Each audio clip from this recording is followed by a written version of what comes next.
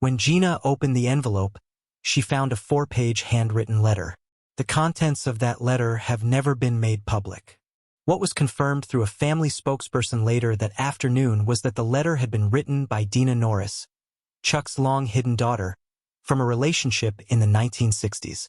The spokesperson stated only that the letter contained deeply personal reflections on forgiveness, fatherhood, and a promise that Dina had made to Chuck in private during his final days.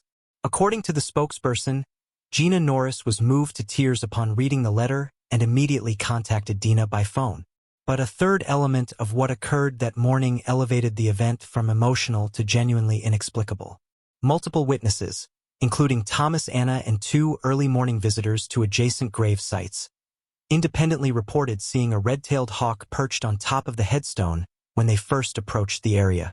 The bird remained motionless for several minutes, seemingly undisturbed by human presence before lifting off and circling the grave site 3 times and disappearing toward the ocean.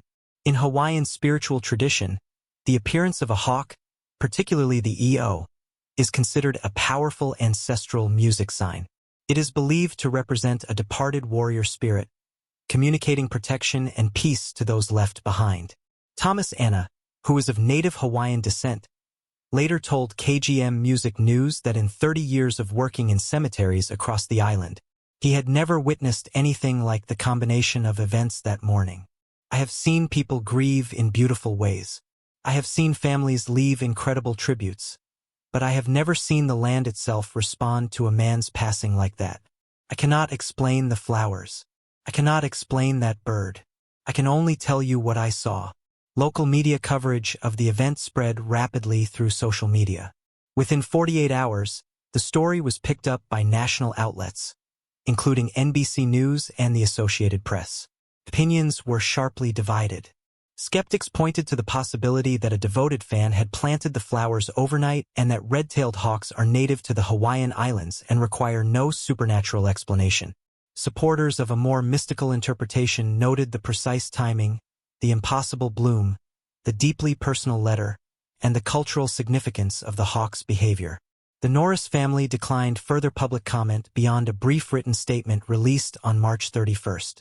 The statement read in part, "Our family is grateful for the outpouring of love. What happened at the gravesite was a private and deeply meaningful experience. We believe Chuck's spirit continues to watch over those he loved." Whether coincidence or something beyond human understanding, the events of March 29th became permanently woven into the legend of Chuck Norris. The miracle, as the public came to call it, did not exist in isolation. It was the final chapter of a story built on secrets, sacrifice, and the painful truths that only death can fully unlock.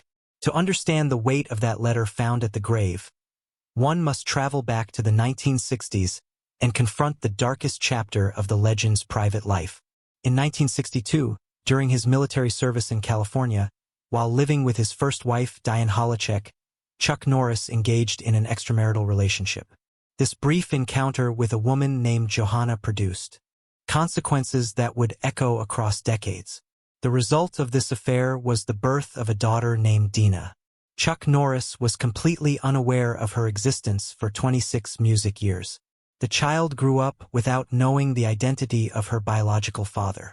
It was not until 1991 that Dina, now an adult, took the initiative to write a letter to Chuck Norris, seeking confirmation of what she had long suspected. Rather than retreating behind lawyers or demanding a DNA test, Norris chose to meet her in person immediately. In his autobiography, Against All Odds, Norris described the moment he first saw Dina as the instant he knew with absolute certainty that she was his daughter. He did not need science to tell him what his heart already recognized. He openly admitted in the memoir that he had betrayed his wife and that the affair was one of the greatest mistakes of his life. This confession became a permanent scar on the image of a devoted family man that he had carefully constructed over decades. His relationship with Dina was gradually reconciled over the following years, and she eventually became a recognized and welcome member of the Norris family. The letter found at his grave in March 2026, written in her own hand, was the final act of a reconciliation that had taken more than 3 decades to complete. But the turmoil in his personal life did not end with the revelation of his hidden daughter. The greatest tragedy of Chuck Norris's life struck in 2013, and it involved the woman who had become the center of his universe. Gina O'Kelly, whom he married in 1998, underwent a series of routine MRI scans to examine a persistent case of rheumatoid arthritis. During these procedures, her body was injected multiple times with a contrast agent containing gadolinium, a heavy metal compound used to enhance medical imaging.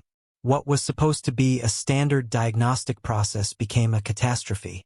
Severe side effects from gadolinium poisoning caused Gina's health to collapse rapidly and violently. She experienced intense burning pain throughout her body, debilitating physical weakness, and serious neurological complications that left her unable to perform basic daily functions. Chuck Norris's sudden and complete disappearance from Hollywood at that time generated a storm of false music rumors. Some speculated he had become a recluse. Others whispered about secret illnesses or personal breakdowns. The truth was far simpler and far more devastating. He chose to abandon every film project, every business venture, every public appearance to devote himself entirely to the fight to keep his wife alive. The actor later confirmed that he spent more than $2 million on advanced and experimental medical treatments in a desperate effort to reverse the damage to Gina's body.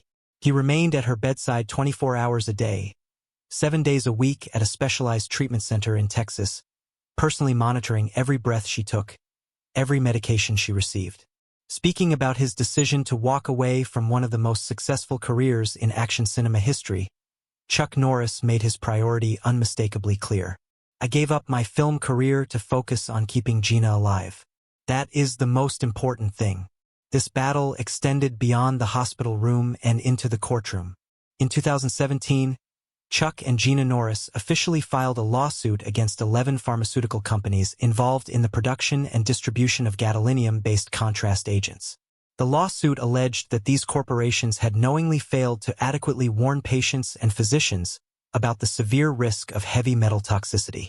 They sought damages totaling $10 million for the physical suffering and emotional devastation they had endured. The case attracted the involvement of leading legal teams and medical experts from around the world. Chuck Norris leveraged his public platform to raise awareness about the dangers of gadolinium, speaking directly to millions through interviews and social media. By 2020, a confidential settlement was reached between the Norris family and the pharmaceutical corporations. The specific terms were never disclosed, but the lawsuit was officially dismissed, bringing the